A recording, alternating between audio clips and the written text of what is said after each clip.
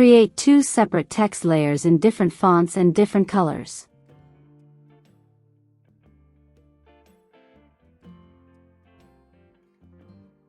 Select the bottom text layer and press Ctrl+J to duplicate it. Place the layer copy at the top. Add a layer mask to this layer.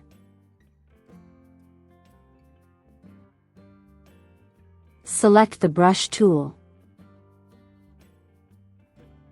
Select the hard round brush.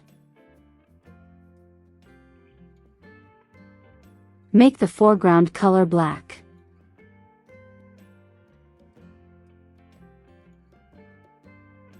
Brush over the areas of the text that you want to place behind the other text.